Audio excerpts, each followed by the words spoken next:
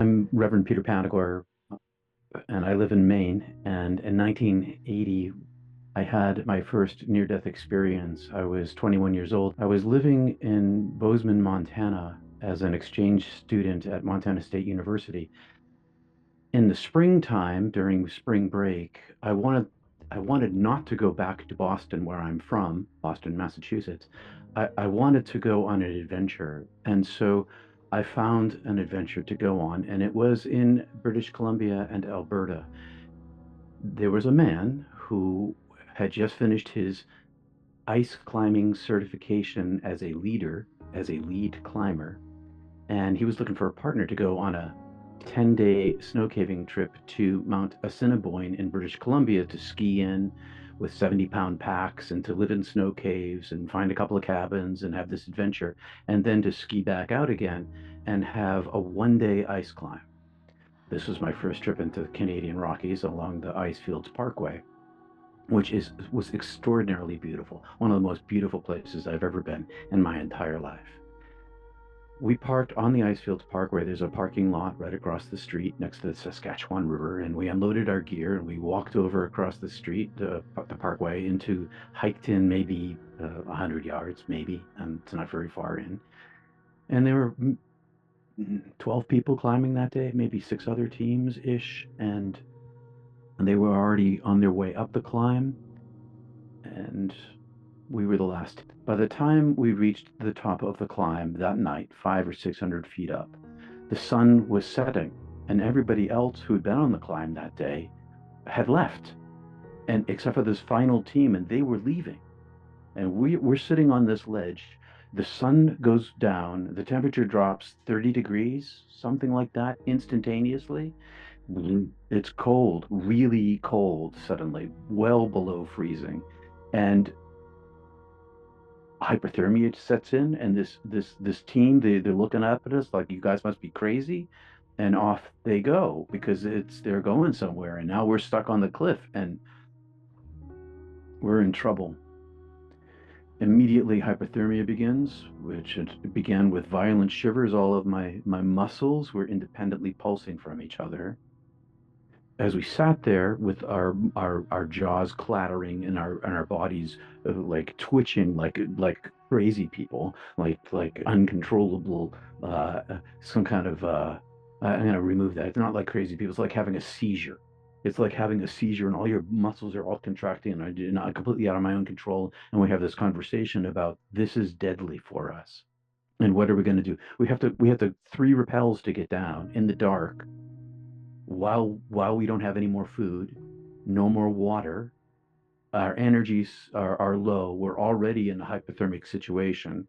And we discussed spending the night right where we were because we also trusted each other. Neither of us, I want to say, neither of us lost our head at all through the night. We both kept very level, rational head as best as we could. So the only choice we had was to try to fight our way down.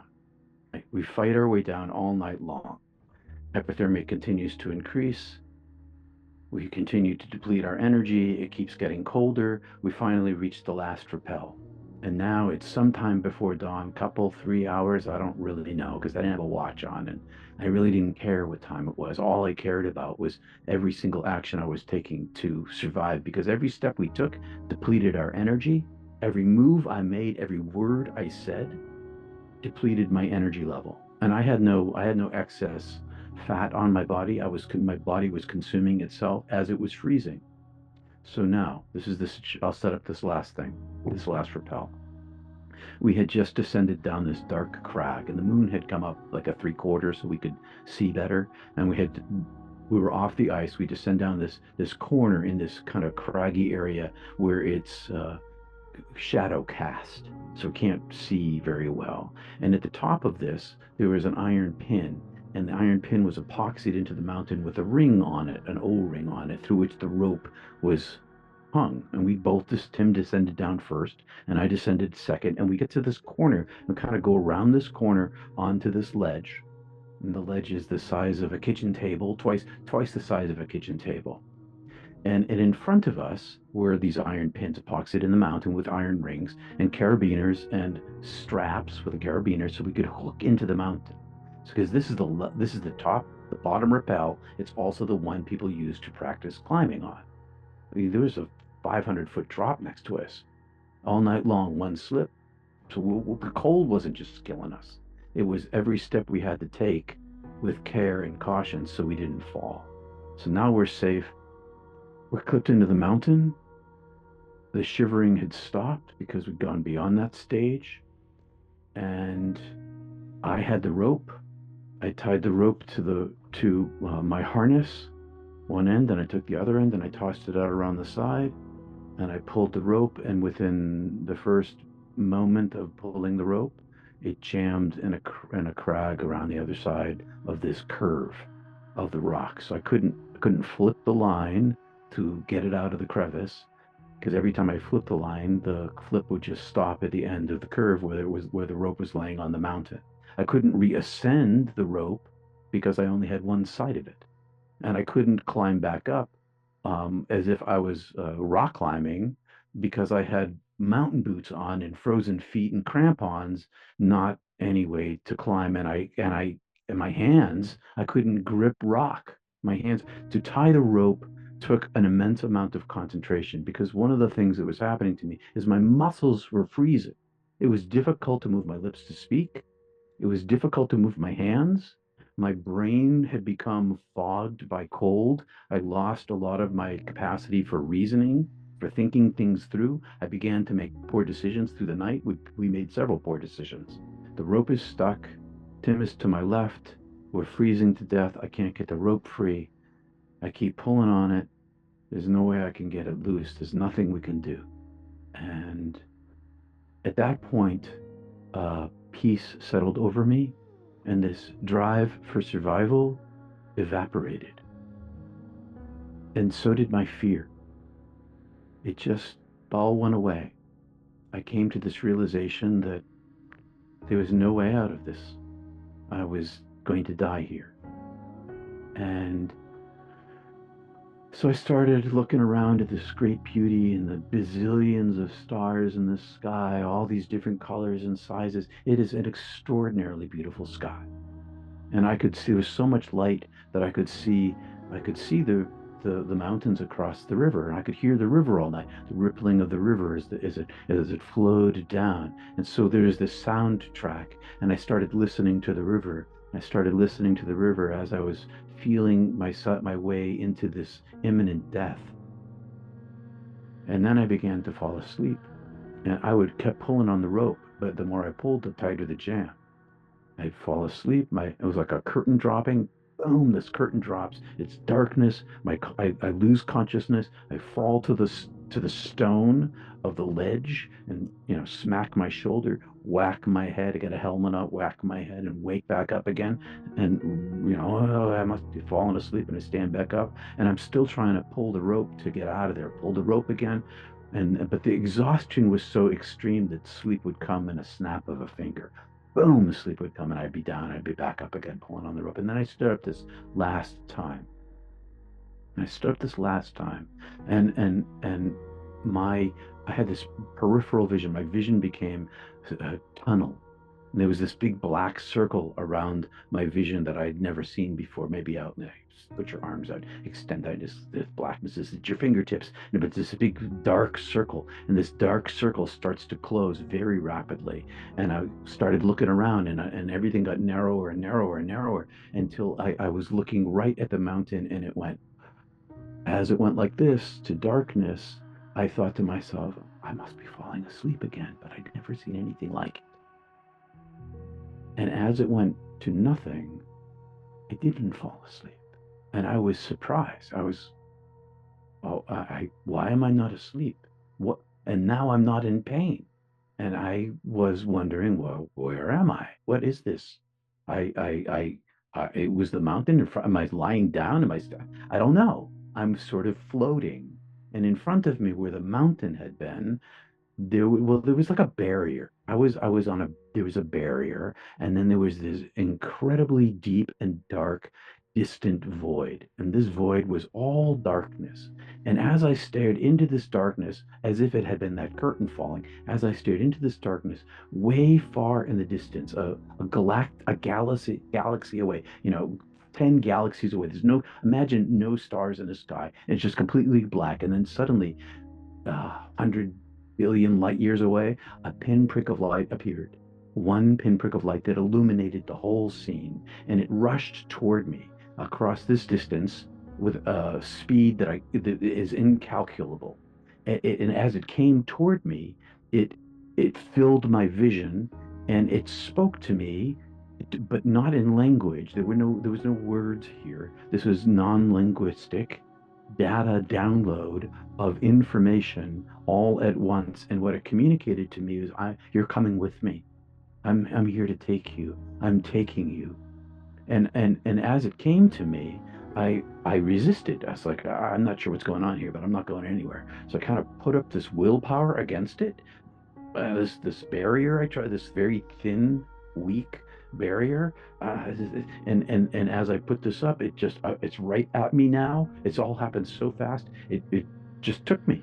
It reached through my barrier as if it was made of nothing, and I am now inside of this entity, and I know this entity. This entity is not unknown to me. When I was a child, this same angelic being, this ball of intelligence, had come to me several times. So I am not afraid. I have no fear at all. I know this being, and it is ginormous. It's so huge compared to me, and I'm inside of it. It was like being on a cloud bed, but the cloud bed surrounded me, and I had no agency. I had no power to move my body, and I had a body, but my body was not physical. I could see my body. My body was energetic. It was made of light. These are all metaphors. I can't tell you exactly what it was because there's no language for this, but I still had a shape, and my shape was more or less human. But I wasn't me anymore, and I had no brain anymore. I was this energy being who I knew I was inside this much larger light being. And this larger light being, call it an angel if you want to. It was the divine presence. It was God, and it was infilling me. It was speaking to me as I was inside it, speaking comfort and welcome and power and intelligence. It was showing its intelligence. It was showing its power to me. It's showing its comfort to me. And I'm inside of this, and I can see through it into the void. I see there's an edge to this entity, and I see that there's darkness beyond it, and we are traveling back up the route that it had come down. Call it a tunnel, an elevator, or a highway, a railroad line, whatever it is, that we're traveling the same route. And I am superpositioned. I am inside this entity feeling only comfort, only well being. And I am also outside. I am outside, seeing myself inside, seeing this angelic form, traveling along a parallel route. I have like an eyeball out there, but I have no location out there. I don't even have a light body. I am just seeing this with no locus. And as I was traveling up inside of this entity, we reached back to the point where it had first emerged from wherever it had come from into this darkness. And it maybe it opened itself, or our eye popped out of it, or I'm not really sure exactly what happened. All I know is that it suddenly, I was inside a different darkness. And as I am there, suddenly there's an opening in the darkness. And the darkness opens into a brilliant light. It's like a ripping or a door opening or a waterfall suddenly turning on. There's this light energy, and this light energy is ginormous. I am ginormous. I am 10,000 times bigger than a human being. And this dwarfed me. And the infinite space I was in dwarfed it. But this light, this flow, it was like a pearlescent illumination where Every color that I had seen in the night sky and all the different sizes of the stars, that's what amazed me up there. And so far from the light pollution on a super dark night, I could see the size difference with my naked eye of the suns, of the stars, and their colors were so many colors I had never seen before.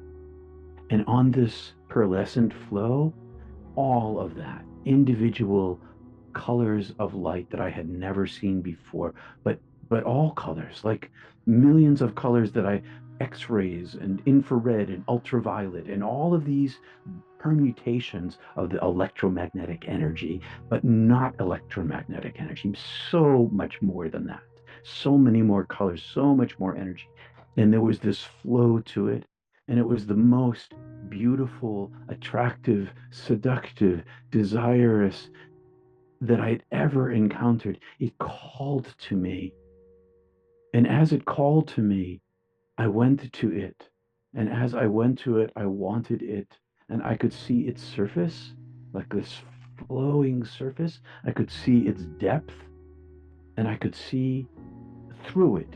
So it was like solid and translucent and transparent all at the same time, simultaneously.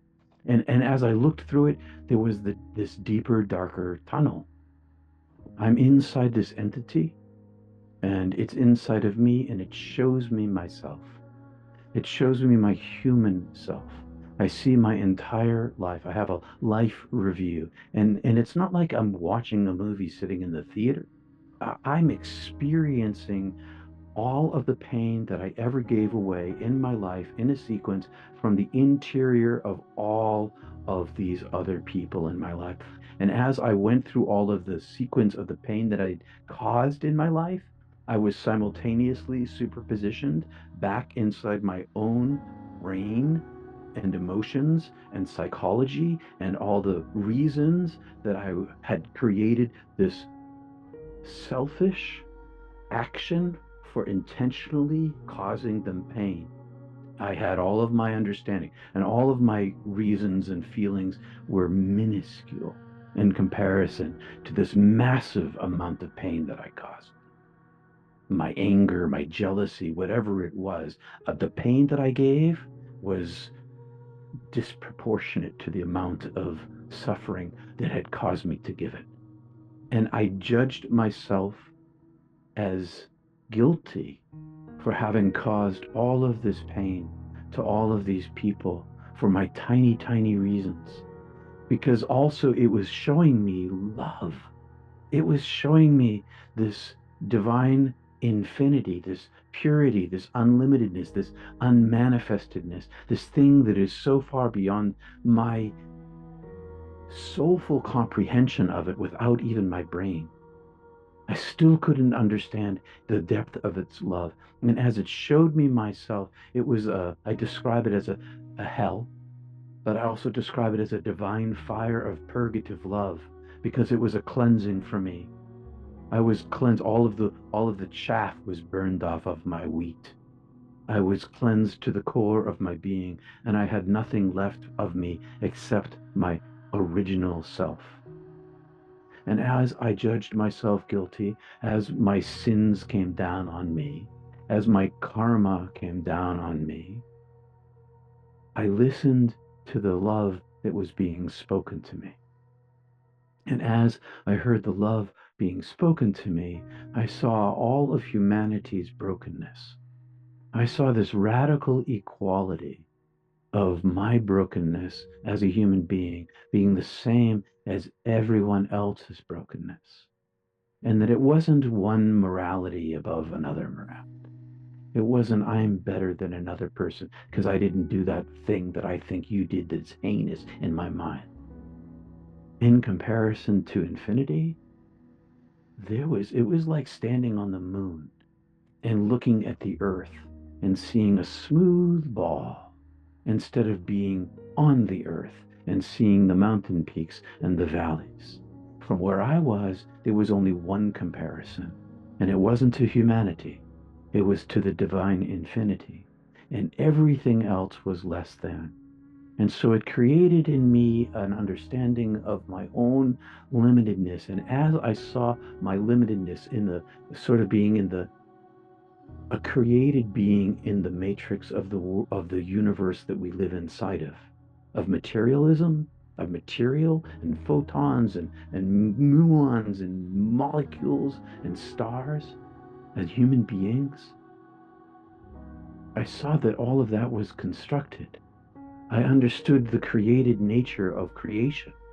In the moment I wanted to understand how everything was put together, I could see how the universe was made. And my brokenness as a little tiny human being was no different than all of the limitation that made the universe exist.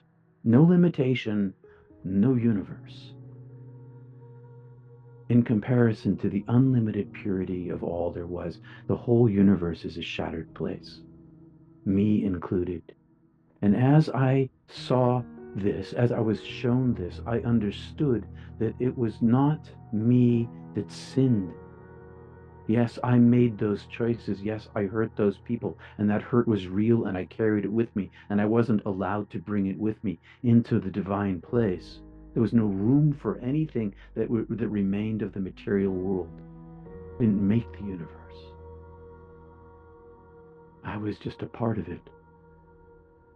And the divine love was speaking to me forgiveness and mercy and welcome and healing and wholeness and peace and bliss and awe and understanding and knowledge and presence and light and love and beauty.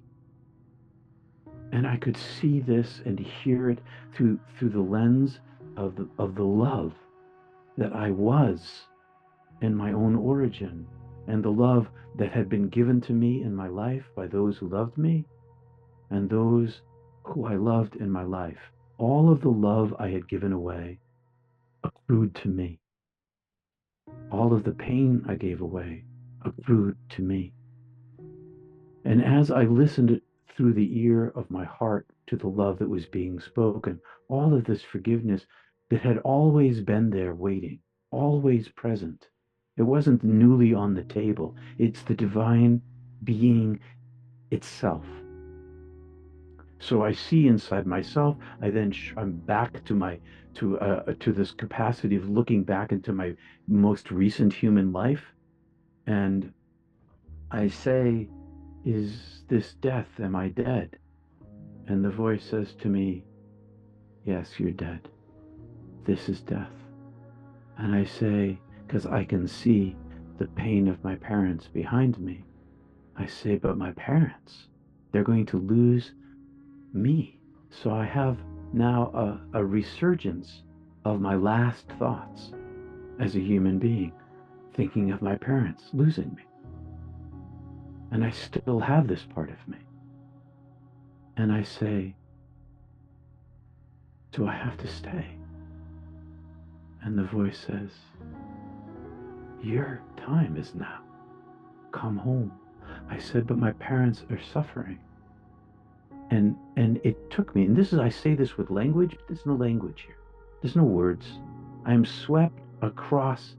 It's like it takes a hand and it sweeps me across itself, like across the universe, but it's inside itself, to the edge of itself, of this vast, vast darkness at a speed I can't tell you. I just can't tell you how fast.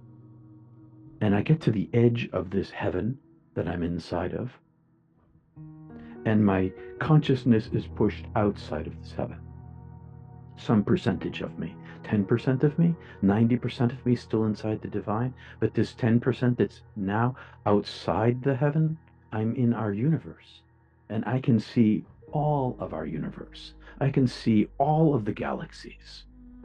And there's huge space between them, and my attention is brought back to in time, in universal time, back to the origin of the universe, and I see the universe in its origin, but it's not at the Big Bang. It's as it's being manifested. I see its constant manifestation, and there's a point at which I cannot see beyond. And it was at this point where the infinite in itself begins, that there's this outpouring of love, and this love of which is itself, which is inexpressible to me. I can't tell you. It pervades everything that is. The whole universe is pouring out, woven inside of this love. And this love is woven inside of it. And it's not just our universe pouring out. It's universe after universe after universe. It's all of these constant unfoldings, hundreds of them, thousands of them, love unfolding into all of these presences of the divine self manifested into limited form, unlimited becoming limited, universe after universe after universe, and it's all love. I see Earth, and I see like a hologram, I see 7 billion people all at once, and I can look in on them and see individuals, but I see them all together too. And inside of every single one of them is this golden fleck of light, like gold dust of light, like a speck of golden light. And nobody can see it in anybody else.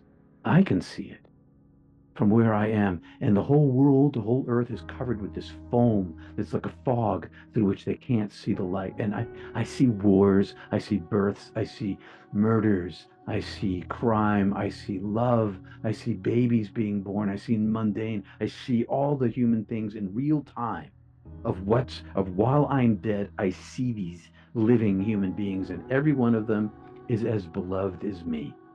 I am the most beloved, and so is everyone else. And there is no paradox in this. There is only the divine self. And I understand my eternal welcome, that I am always welcomed, and that everyone is always welcomed, and that everyone is always made of this divine love. At the core of our beings, there is no separation from the oneness of being. All go home because there is nowhere else to go. And the voice says to me, so now you know you don't have to go back, because now you understand timelessness and time. And in a moment, they'll be through their life and here, back with me again, back in this joy and this light and this welcome and this wholeness where there is no suffering. So you don't have to go back, but you get to choose. And now I understand the own temporality of my own human life. Snap of a finger, live, die, snap in between. I say, I choose to live my life. And it says to me, you won't live your life. And snaps me off its fingertip and shoots me back across this heaven, and this heaven gets denser and denser and denser, and I become more and more material, and it's escorting me. It's the angelic form of the divine escorting me, carrying me back. And as I go, I get thicker and thicker and thicker, and in front of me there's a million doorways, and all these doorways are set up like petals on a flower, and they're just petal and petal and petal, and all of them are doorways, and in the center of this flower is divine light. And these doorways, they have surface to them, but this divine light, it comes from behind me. It's like this power that comes from this heaven behind me, and it comes into the center of the flower, and it radiates out to decreasing light to the furthest edges. And it is the power of their existence. And the voice says to me inside of me, choose light, choose. And it shows me itself, but I have choice, and I'm denser and denser, more and more. I'm back in my light body again, and I'm back in my light body again with this sort of humanoid form, and I see all of these doors, and I see the light, and I want the light. The light is all I want, but I want some humanness. And now I'm dense again, and I'm out on the other side of this tunnel, and I'm at my body, and I see my body. I see my body. I'm suddenly up close to my body, and I see my body, and I'm sort of half off the cliff, harnessed in, and I see this angelic form tears a hole in my chest like a rip and pulls it open, and I'm watching this happen, and I still can see behind me. I can see the divine behind me, but it's much duller now and quieter now and not as present to me now. And then I felt like I was being screwed into my body, very painfully, very slowly, screwed into this hole. Like I didn't quite fit. I was still too big, and I had to be shoved and condensed even further to fit inside this teeny tiny thing. And I'm inside this teeny tiny thing, and I see my hole. I see the hole in my heart, and I'm looking out, and it closes. And as it closes, now I'm imprisoned. I'm imprisoned, and as I'm imprisoned, I feel trapped, and my I feel my brain come back online, like it feels like a whirring up, like an kind of coming up at speed, coming up to speed, coming up to speed, and as it comes up to speed, all I feel is pain, and as my brain comes back online, I begin to hear, and I hear sounds, and I don't know what it is, and they resolve as my brain comes stronger and stronger. They resolve into a voice, and the voice is screaming and it's shouting, and I hear words, and the words are "Don't die, don't die, don't you can't be dead, don't die, come back, don't die," and it's screaming and it's crying and it's yelling and harsh tones, and I open my eyes, and I see a body, and I see an arm reaching down to me, and fear on this face, and I see, but I don't know who this is. And now it's like, "You're alive. You were dead." And he's pulling me up. He's yanking me up. "You were dead. I thought you were dead. I thought you were dead." And he's crying. And I'm like, "What is going on here? Why am I in pain? Where was I? Who am I? What am I? Where was I? What is this place?" I have no idea what's going on. And my brain continues to come back and come back. And I begin to remember, "Oh, I'm on a mountainside. Oh, this is Tim. I've been ice climbing. I died. But where was I? Where had I gone? I had been somewhere, but my brain couldn't grasp it.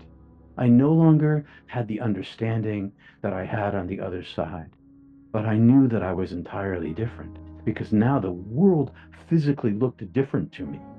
I could see Tim as a human being. I could see the rock in front of me. I could see myself as a human being, but it was flat, two dimensional, black and white, flickering, broken, less than. And through it all, there was this immediate perception of light also. So in Tim, in the darkness, there was all this light, but the light was hidden underneath this darkness. But I could see it, and it made the darkness look thin and weak and ugly to me. Only the light had beauty to me. And and and Tim said, "Pull the rope," because this time I may have, I think I had fallen further off the cliff, because I saw my body dangling a little, and I pull myself back up.